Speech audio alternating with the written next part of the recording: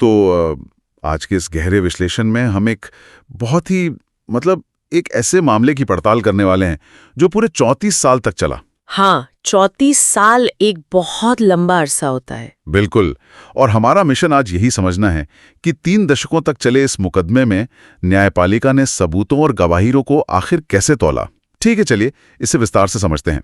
हम बात कर रहे हैं बेगूसराय के 1992 के उस बहुचर्चित गोलीबारी कांड की। और ये चर्चा सुनने वालों के लिए इसलिए भी अहम है क्योंकि ये मामला पुलिस की कार्यप्रणाली और हमारे भारतीय साक्ष्य अधिनियम, जिसे हम एविडेंस एक्ट कहते हैं, उसका एक बहुत ही क्लासिक उदाहरण है। एकदम सही कहा आपने। तो फैसले को समझने से पहले उस रात को समझना बहुत जरूरी है जिसने इस 34 साल लंबी कानूनी लड़ाई को जन्म दिया।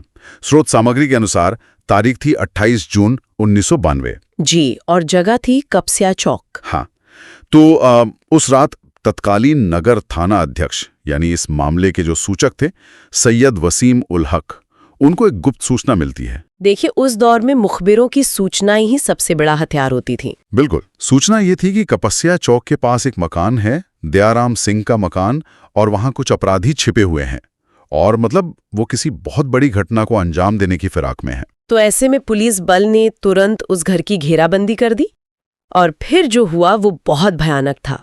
ये किसी 90 के दशक की थ्रिलर फिल्म के क्लाइमैक्स जैसा लगता है ना, जहां गुप्त सूचना मिलती है, पुलिस घेरती है और फिर अंदर से अंधाधुंध गोलियां चलने लगती हैं। हाँ, अपराधियों की तरफ से भारी गोलाबारी शुरू हो गई और पुलिस ने भी जवाबी फायरिंग की। लेकिन हमें याद रखना होगा कि ये कोई फिल्म नहीं थी। बिल्कुल नहीं, ये एक जमीनी हकीकत थी जहां असली पुलिसकर्मी घायल हुए थे। सही बात है। इस भीषण क्रॉस फायरिंग में पुलिस की तरफ से महेश प्रसाद, जीवन प्रसाद, खुद सैयद वसीम उल हक और कृष्ण चंद्र बुरी तरह घायल हुए। और अपराधियों के गुट से भी लोग घायल हुए थे। मुकेश मिश्रा, मुकेश सिंह, मनोज कुमार और पप्पू सिंह को भी गोलियां लगी थी। बाप रे। और जब पुलिस अंदर घुसी तो उन्हें मौके से कई राउंड जिंदा कारतूस और जिंदा बम भी मिले, साथ में पिस्तौलें भी बरामद हुई। यहाँ सबसे दिलचस्प बात यह है, हाँ बताइए, कि ये एनकाउंटर केवल एक गिरफ्तारी का प्रयास नहीं था। जब पुलिस पर सीधा फायर होता है और वो भी जिंदा बमों के साथ, तो ये सीधे तौर पर राज्य के खिलाफ एक हिंसक संघर्ष बन जाता है। अच्छा। और यही बात आगे चलकर उन पर लगने वाली गंभीर धाराओं का मुख्य आधार बनी। समझ गया।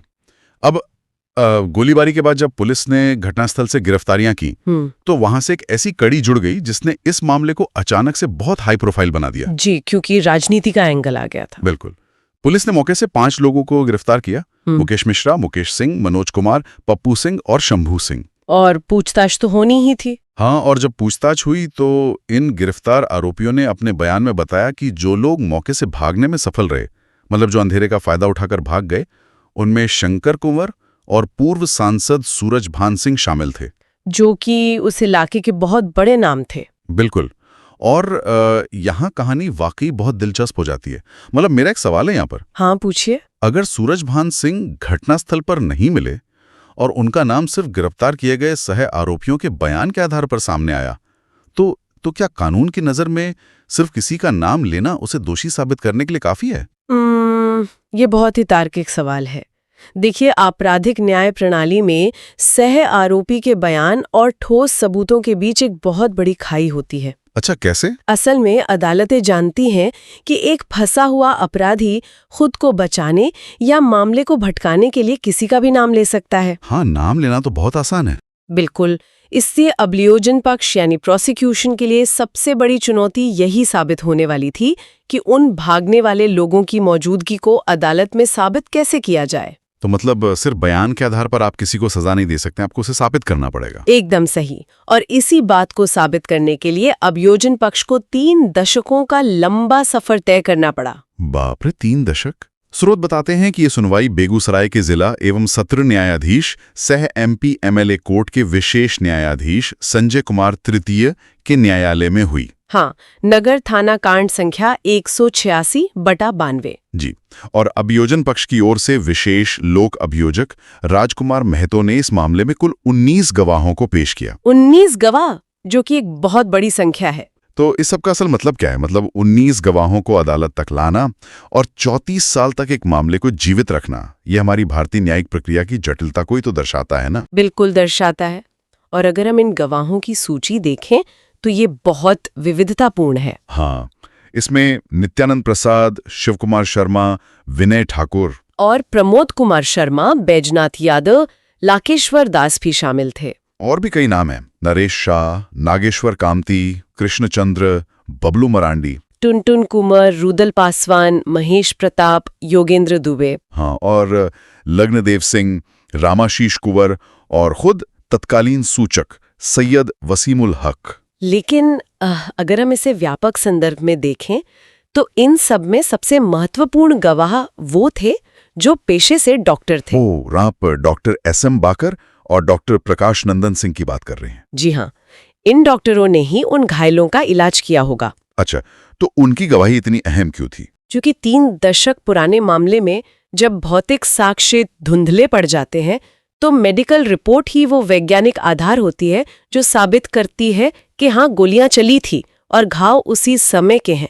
ये 19 गवाह उस रात की कहानी को कानूनी रूप से स्थापित करने के लिए बहुत ही महत्वपूर्ण थे। वाकई 34 साल की सुनवाई, 19 गवाहों के बयान और इतना लंबा इंतजार। तो अंततः न्यायाधीश संजय कुमार तृतीय का फैसला क्या रहा और क्यों? देखिए, फैसला सबूतों की इसी बुनियाद पर टिका था। न्यायालय ने पूर्व सांसद सूरजभान सिंह और शंकर कुमार को सबूत के अभाव में रिहा कर दिया। अच्छा, और जो मौके पर पकड़े गए थे? न्यायालय ने पप्पू सिंह और शंभू सिंह को दोषी घोषित किया। ये तो बहुत बड़ा विरोधाभास लगता है। मतलब एक ही मामले में 2 लोग बरी हो गए और 2 दोषी पाए गए। सुनने में भले ही विरोधाभासी लगे, लेकिन कानूनी तौर पर ये एकदम सटीक है। मैं श्रोताओं को बताना चाहूंगा कि पप्पू सिंह और शंभू सिंह को बहुत गंभीर धाराओं में दोषी पाया गया है। भारतीय दंड विधान की धारा 307 जो हत्या के प्रयास के लिए होती हैं। जी, और इसके साथ धारा 149, 353, 148। हाँ, और धारा 186 भी। इसके अलावा शस्त्र अधिनियम, जिसे हम आर्म्स एक्ट कहते हैं, उसकी धारा 25(1)(b), A, 27 और 35 के तहत भी दोष सिद्ध हुआ है। और इनकी सजा के बिंदु पर सुनवाई के लिए 25 मार्च की तारीख मुकर्रर की गई है। तो मैं वापस उसी सवाल पर आता हूँ, इतना बड़ा अंतर क्यों आया फैसले में? क्योंकि पप्पू सिंह और शंभू सिंह की घटनास्थल पर गिरफ्तारी हुई थी। उनके शरीर पर गोलियों के घाव थे। हाँ, वो तो रंगे हाथों पकड़े गए थे। बिल्कुल, और उनके पास से हथियारों और जिंदा बमों की बरामदगी उनके खिलाफ अकाटे प्रमाण थे। इसे हम डायरेक्ट एविडेंस कहते हैं। अच्छा, और सूरजभान सिंह के मामले में?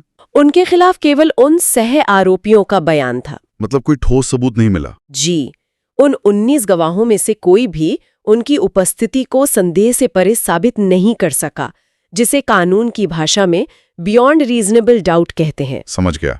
तो अगर हम पूरी चर्चा का सार निकालें तो 1992 का वो हिंसक टकराव, फिर 19 गवाहों की लंबी गवाही, 34 साल की थका देने वाली न्यायिक प्रक्रिया और अंततः सबूतों के आधार पर हुआ न्याय। हाँ, जहां मौके पर पकड़े गए लोग दोषी साबित हुए और जिनके खिलाफ सिर्फ बयान थे, वे सबूतों के अभाव में रिहा हो गए। ये ज्ञान सुनने वालों के लिए इसलिए भी महत्वपूर्ण है क्योंकि ये दिखाता है कि हमारी न्याय प्रणाली भावनाओं या केवल बयानों पर काम नहीं करती। बिल्कुल नहीं, ये कठोर सबूतों पर काम करती है। और आज के इस सूचना की अधिकता वाले दौर में, जहां सोशल मीडिया पर तुरंत फैसले सुना दिए जाते हैं, ये केस साबित करता है कि तथ्यों को अदालत में साबित करना कितना मुश्किल और समय लेने वाला काम है। एकदम सही बात है। लेकिन इस विश्लेषण को खत्म करने से पहले मैं एक विचार छोड़ना चाहता हूं। वो क्या? एक ऐसा सवाल जो मुझे लगातार परेशान कर रहा है। वो क्या? देखिए, जब किसी मुकदमे को नतीजे तक पहुंचने में 34 साल का वक्त लग जाता है, तो समय के साथ गवाहों की यादें कितनी धुंधली पड़ जाती हैं। ये तो है, समय का असर हर चीज पर पड़ता है। बिल्कुल। और क्या इतने लंबे अंतराल के बाद आया फैसला उस रात गोली खाने वाले उन पुलिसकर्मियों के लिए न्याय की वास्तविक परिभाषा को बदल नहीं देता, जिन्होंने अपनी जान दांव पर लगा दी थी? ये एक ऐसा पहलू है जिस पर हम सबको गंभीरता से विचार करना चाहिए। आज की इस गहरी पड़ताल में बस इतना ही। जी।